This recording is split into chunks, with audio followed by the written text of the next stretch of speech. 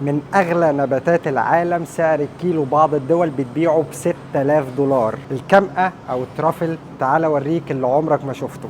محبين الترافل، الترافل ده عبارة عن إيه؟ هو عبارة عن فطر زيه زي أي فطر عالي، بس ده من ضمن الحاجات اللي سبيشال قوي. وبيجي نوعين منه، في حاجة اسمها الترافل الأسود وحاجة اسمها الترافل الأبيض. الترافل الأبيض ده اسمه نبات الكمأة، بيبقى موجود في الدول العربية، بيتم جمعه بعد فترات الربيع عن طريق الكلاب وحط تحتها 3-4 خطوط. الترافل الاسود ده من ضمن الحاجات الغاليه جدا وبتتباع غاليه جدا. لو بصينا هنا هنلاقي كل الحاجات دي معموله من الترافل. تعالى كده اوريك حاجه.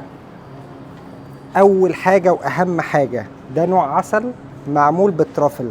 بص كده، الترافل اللي هو الجزء الاسود اللي موجود مع العسل دوت. شكل العبوه جميل جدا، وخصوصا المعلقه الشيك جدا اللي هم حاطينها دي. ما دقتوش بس فكرت ادوقه. تعال بص كده سعره كام. 101 درهم للبرطمان الربع كيلو. محتاج اجربه في يوم من الايام. بص بقى على دي، ده فطر الترافل نفسه. ده النوع الاسود اللي هو بيبقى غالي شويه، وده موجود بيكون العلبه الصغيره دي بحوالي 124 درهم، 123 75 عشان المصداقيه. جزء صغير جدا من النبات دوت بيتبشر مع الاكل او مع السلطه او مع الحاجات دي. شرايح الترافل، ودي من ضمن الحاجات اللي بيتم ضيفها او بنضيفها على الاكل مباشره. من ضمن الحاجات اللي شكلها جميل جدا.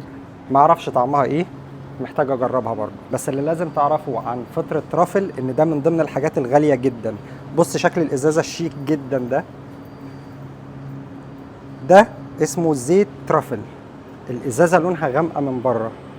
بعض الزيوت بتحتاج درجة غمقان أو الإضاءة تكون اللي واصلة لها قليلة جدا، لأسباب إن ممكن الإضاءة دي تغير في تركيبة الزيت من الداخل. هل المعلومة دي صح أو لأ؟ الله أعلم، بس دي مقولات بتتقال كتير جدا. بس عموما شكل الباكنج بيبقى محترم جدا، لأنك اوريدي هتدفع فيه في الإزازة دي 216 درهم.